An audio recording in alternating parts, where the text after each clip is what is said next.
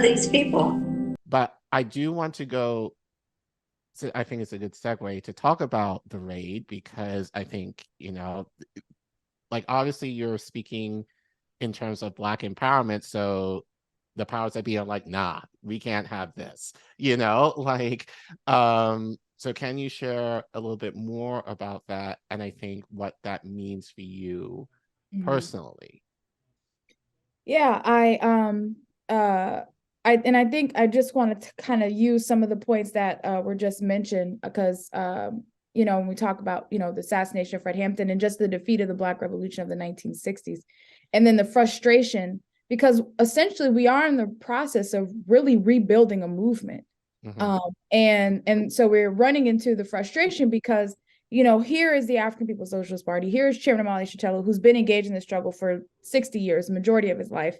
And for 50 years, this organization has been here on the ground, really, organizing, has never stopped fighting, despite the fact that, assassinations and imprisonments of Black leaders and organizations destroyed, infiltration, all of these things, a military assault, a war without terms by the US government waged on our movement. But the party and the chairman never gave up. And but what we have to understand is that assault on our movement didn't just happen militarily. It was a all-rounder assault. And they pushed our community out of political life, made our community afraid of political life.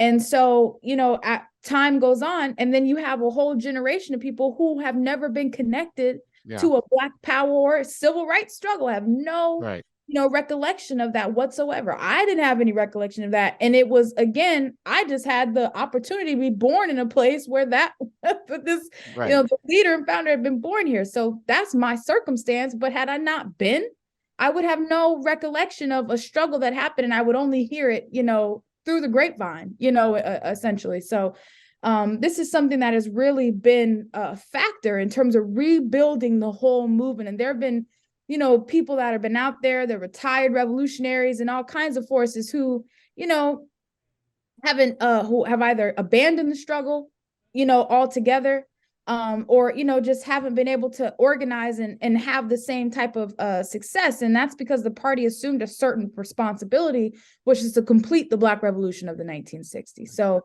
I think when we are confronted with that frustration, and it seems like, things are essentially being built from the ground up, it's because in a lot of ways that it is, and that people are being brought into political life, and they are learning for the first time what it means to struggle, what it means to be in organization. This is not something you're born with and taught and encouraged. Right. And even your parents, your grandparents don't encourage it because they have the memories of the water hose and being, squished up against the buildings and, all this kind of stuff. So, luckily there's people around to document it, luckily you guys brought video with you. If we want to get to that, and if I can remember to change a nameplate when I need to, that would work. But I'll play that. Here we go. It's follow order. This is the FBI. We have a warrant. They handcuffed me and my wife out here. They wanted me to sit on the curb while they were carrying this out. Something that I refused to do. They wanted my wife to sit on the curb out here, that she refused to do.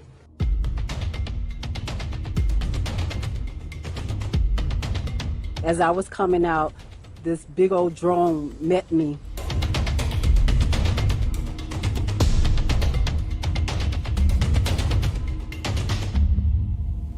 The only revolutionary organization that's done something here on the ground practically for African people is the one that's come under attack.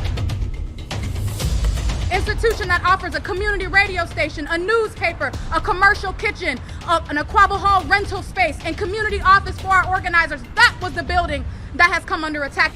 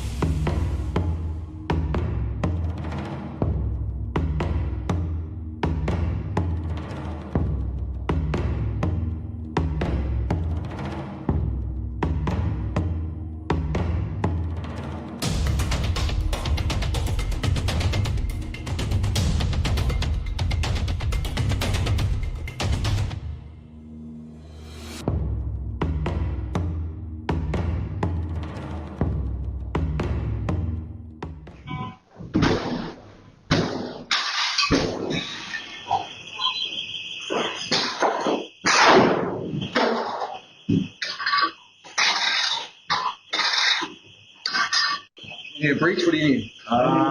They want. I don't know. I'll tell Ben the money. Thank you.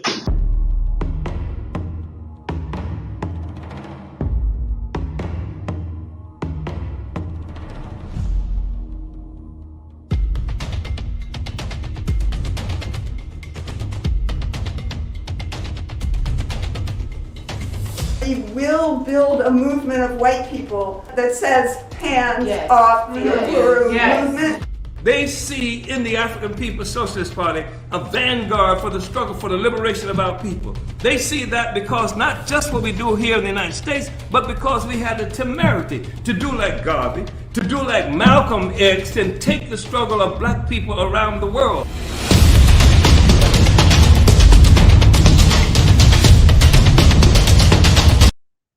Oh. Yeah.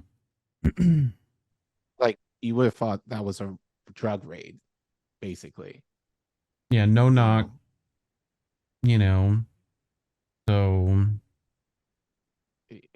I mean, it's not surprising given what you're doing. And I know this wasn't a surprise to you. But it's not over for you and the movement. So this is kind of sensitive, but what does this mean for you and moving forward? Because you're essentially being targeted now. So how you are able to move on knowing that, but also I think the bigger thing, which I know is on your mind, is how to make sure that your movement continues on, you know, like in the event that something happens to one of your members. Yeah, well, just in speaking on, I think Reef mentioned it, that we have the benefit of history. So we have the benefit of seeing this, you know, it's nothing new. It's very, it just mirrors the types of attacks that our movement has come under. And the reason why Chairman Amali could say, you know, it reminds him of Fred Hampton, we have the benefit of that history. Right. And so in a lot of ways, it means that they can't do the same things that they did in the 1960s, because when it was happening to our movement then, it was something that we didn't know exactly what it was. We knew that who was responsible. We knew that an attack was being made, but to be able to sum it up as counterinsurgency, as a coordinated plan by the U.S. government, like we would learn later, COINTELPRO was a coordinated plan, you know, by the U.S. government. You know, now we know that clear as day, this is what their objective is. And we can point to all the evidence that shows this is exactly what it is that they're doing. This is counterinsurgency. This is COINTELPRO, you know, 2.0, whatever, you know, in 2022, 2023, this is what that looks like. And so we have the benefit of that history. So it makes it difficult for them to do things in the same old way. 1, 2, we have this organization that's been here for 50 years. And so it has solid ground and deep roots in our community. And it has extended the struggle everywhere around the world where there are Black people. This organization exists and there are people organizing and, you know, carrying out this work. So the mustard seed has been planted and there's no taking that back. I mean, there is an African internationalist on the continent, throughout the continent, in the Caribbean, in the, you know, everywhere. So but another important thing is that this struggle was extended into the white population with the formation of the Solidarity Movement, the African People's Solidarity Committee, a strategic front of the African Revolution. Because when they attacked us on July 29th, it wasn't just that they could come in and isolate and attack Black people. They had to go into the white community and attack the white people that work under the leadership of the Black community. Right. So, you know, it's created a situation where they have to meet us on all fronts. And, you know, what this means for me personally is the same thing it means for the overall organization and the whole struggle for African freedom and self-determination. And that we don't have to fear it. I don't have to fear, you know, have total confidence, because we're on the right side of history and on the right side of this question. I mean, there's just no, I mean, first of all, the things that they're accusing us of, which is being agents of Russia, of the Russian government. And the more accurate, I guess, legalese charge is functioning on behalf of a foreign government, failing to register as a foreign agent. FARA law. So this is what they are saying. And this is what they've accused us of. But we know the truth. And we know the reason why they attacked us at 5 a.m. in St. Louis, Missouri, and the reason they attacked us in 6 a.m. in St. Petersburg, Florida, simultaneous pre-dawn raids, is not because of Russia. It's not because they got lost on their way to St. Petersburg, Russia. It wasn't because of that. It was because of what we've done and continue to do for Black people. And the fact is that throughout the history of Chairman's life and in organizing this struggle, the Chairman has been all over the world. He has organized Africans and all those who could be won to support the struggle for African people to be free. He's done that. And he has been faced with assassination attempts, with jailings, and they could never stop him. They could never stop him. Chairman Omali Shelley is 81 years old. Right. And they want to put him in jail at 81 years old. That's a death sentence. Right. You have to put an 81-year-old man and his wife in handcuffs for some reason. Like, I still don't understand that. Like, throwing flashbangs in houses. Yeah. And you also have community centers being burned. I know Mississippi is supposed to be the only place burning, but, like, how is that still happening? Well, that's our history. Yeah. Any threat in terms of generational movement on our part gets destroyed.